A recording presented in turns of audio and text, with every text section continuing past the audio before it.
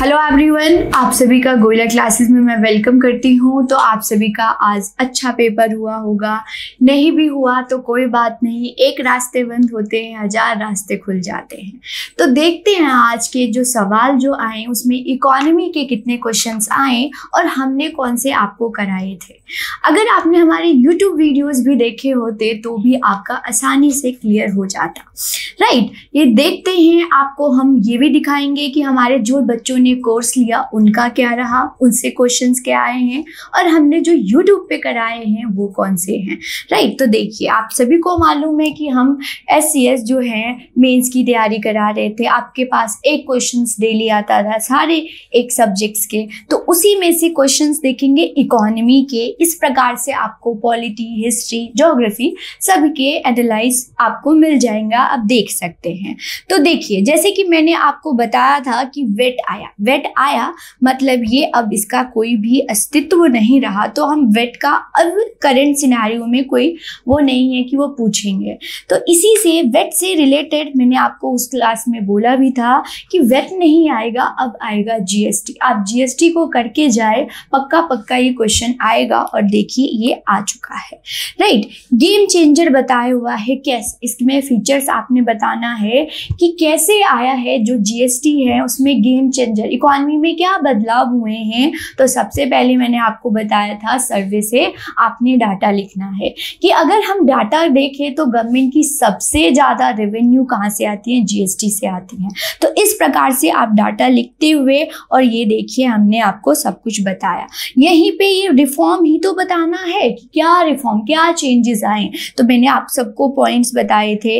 ये कॉमन जो है national market, creation of common national market होगा, जो है कास्केडिंग इफेक्ट, ये वर्ड लिखते बहुत इम्पैक्ट डालता। रिडक्शन ऑफ टैक्स बर्डन जो हो गया वो कम। हमें लगता है कि हमारा जो है टैक्स हम बहुत पे करते हैं, लेकिन मैं आपको बताऊं हमारा टैक्स बेस जो होता है सिर्फ 17% है और होना चाहिए 25%, ये भी है, राइट। तो ये सारी चीज़ें पॉइंट्स अगर आप लिख के आते तो आपके लिए जो है क्वेश्चन बहुत ईजी और अच्छा इम्पैक्ट डालता। सारे ये तो मैंने आपको 3 ये हैं प्रूफ के अकॉर्डिंग आपको बताए हैं कि 3 आपका पॉइंट्स ऐसे मैंने बहुत सारे रिफॉर्म्स के पॉइंट्स बताए हैं। आपने ये भी बताया था आपको कि सर्वे से आपने लिखना है, वो ग्राफ आपने बनाना है कि रुपीस कहाँ से आती हैं गवर्नमेंट के पास। ओके, फिर आपने इसमें देखना है कौन से इंट्रोडक्शन में कि कौन से कॉन्स्टिट्यूशन एक्ट के थ्रू आया है, ये भी बताया। उसके बाद आपने ये लिखना था कि अब क्या है, लास्ट में कंक्लूज करते हुए चैलेंजेस भी लिख सकते थे, राइट। इस प्रकार से इस क्वेश्चन को अटेम्प्ट किया। जिस स्टूडेंट ने देखा है वो हम सोचते हैं कि उन्होंने अच्छा लिख के आए होंगे। चलिए नेक्स्ट क्वेश्चन है कि आपको नीति आयोग के बारे में बताना है। फंक्शन मतलब नीति आयोग क्या होता है, राइट। यहाँ पे आप देखेंगे नीति आयोग से और इसका डिस्कस करना है मेजर ऑल्टरनेटिव, मतलब कि इसका आने का क्या मकसद है, राइट। ये बहुत फ्लेक्सिबल है, बहुत डायनेमिक अप्रोच रखते हैं नीति आयोग। तो ये आपका क्या है, हमारी क्लास में आपको कराया गया है, ये देख सकते हैं। हमने ये क्वेश्चन कराया हुआ है जिस स्टूडेंट ने हमारे कोर्सेज लिया है, राइट। नीति आयोग की ब्रीफ हिस्ट्री बताइए और इसमें आपको ये क्वेश्चन बना के, अब क्या होता है, मैं जब भी आपको क्वेश्चन कराती थी तो मैं यही बोलती थी क्या होगा, वर्डिंग चेंज हो जाएंगी बट पॉइंट्स वही रहेंगे। स्टूडेंट नाम चेंज कर दिया है बट पूछा तो नीति आयोग के बारे में, और पूछा क्या है उसमें बताया क्या है। देखिए यहाँ पे देखिए क्या बोला गया, फंक्शंस बताने हैं जो कि प्लानिंग प्रोसेस सही हो। तो देखिए यहाँ पे स्टेट का पार्टिसिपेशन है, डायनेमिक है, रियलिस्टिक है, पार्टिसिपेशन है, यहाँ पे है टीम इंडिया, नॉलेज हब है, यहाँ पे फंड एलोकेट नहीं किया जाता है, यहाँ पे सजेशन दिया जाता है, जो बीमारी है वही दी जाती है। इस प्रकार से इस क्वेश्चन को आपने अटेम्प्ट करना था। हर एक पॉइंट देखिए, अब अगर आप पॉइंट्स लिखना चाहें तो मैंने पॉइंट्स भी लिखाया था कि ये क्या, पहले इंट्रोडक्शन और थोड़ा सा आप कंपैरिजन कर ले प्लानिंग कमीशन, ज़्यादा क्योंकि कंपैरिजन पे आपने फोकस नहीं करना है, आपने क्या करना है, कंपैरिजन किस प्रकार से विन है थोड़ा सा बता देना है, डेट्स वगैरह। उसके बाद ये सारे पॉइंट्स आप लिखते तो सही होता। जैसे कि देखिए नीति आयोग का इंट्रोडक्शन हो गया, कंपैरिजन हो गया, उसके बाद डिसेंट्रलाइज, ये सारे आपको पॉइंट्स दिए गए थे हमारे द्वारा। फ्लेक्सिबिलिटी है, ये वर्ड रखिए। Inclusive, very important, inclusive growth है, राइट। और यहाँ पे पहले क्या होता था, 5 ईयर का प्लान, और उसी को हम फॉलो किए जा रहे हैं। अब इकोनॉमी में वो चीज़ की ज़रूरत नहीं है, फिर भी कर रहे हैं। एक किया, दूसरे पे हम शिफ्ट हो गए। लेकिन इसमें क्या है, इसमें 3 ईयर का है, 7 ईयर का है, 15 ईयर, छोटे रोलिंग प्लान से पर्सपेक्टिव प्लान की तरफ जाएंगे। तो ऐसे भी आप लिख सकते हैं। तो ये इंक्लूसिव ग्रोथ वगैरह आप लिख सकते हैं, वेरी इंपॉर्टेंट है। ये सारे आपको कराए गए थे। तो देखिए, ओके स्टूडेंट, तो इस प्रकार अब चलते हैं। नेक्स्ट आपका है, ये देखिए, ये सारे points. Active participation of state होगा, कोऑपरेटिव फेडरलिज्म होगी, स्पेशल कंसिडरेशन होगा, सेक्शन ऑफ सोसाइटी बिल्कुल टारगेटेड अप्रोच होंगी, लॉन्ग टर्म होगी पॉलिसी, राइट। छोटे छोटे पॉलिसी से हम माइक्रो से मैक्रो की तरफ जाएंगे, ऐसे word. Knowledge, innovation, entrepreneurship supports होंगे, राइट, जो भी स्टूडेंट हैं। टेक्नोलॉजी इंप्रूवमेंट होगी, कैपेसिटी बिल्डिंग होगी। ये सारे वर्ड्स लिखते आपके कोई भी मार्क्स कटने नहीं थे।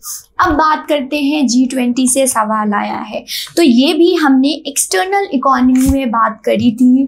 हमने आपको बताया था क्योंकि G20 की प्रेसिडेंसी मिली है, तो आप लोगों ने ये करके जाना। अब देखिए, ये हमारे जो हैं, हमारे जिन बच्चों ने हमारा कोर्स लिया था उसके क्लास नोट्स हैं, हमने क्लास में कराया। और अभी जो हमारी इनिशिएटिव लास्ट डे प्रिपरेशन चल रही थी, उसमें भी मैंने आपको G20 के बारे में जिक्र की कि आपको आएगा। उसके साथ साथ मैंने आपको बहुत सारे पॉइंट्स दिए थे कि इंडिया की प्रायोरिटी एरिया क्या है, उसमें क्या करेंगे, इंडिया की एक्टिविटी पूछ रहे हैं।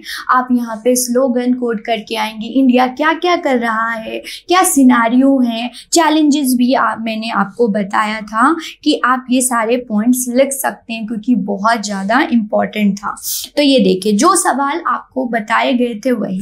अब बात करें न्यू एजुकेशन पॉलिसी 2020, तो ये भी हमारे द्वारा आपको रिकमेंड किया गया था कि इसको जरूर पढ़ के आएँ, क्योंकि हम पहले कोठारी कमीशन को फॉलो करते थे, अब हम नेशनल एजुकेशन, बहुत सारी चीज़ें चेंज हुई, जैसे कि अब 5+3+3+4 अप्रोच है, ओके। और इसको मैंने आपको सर्वे में भी PM श्री जो है एक स्कीम है, उसके तहत ही इसको भी लिंक किया गया। और ये फिलहाल ही आपको लास्ट वीक में करंट अफेयर में भी आपको कराया गया है, ओके। तो इस प्रकार से आप देख सकते हैं, मैंने यहाँ पे न्यू एजुकेशन पॉलिसी 2020 को बताया।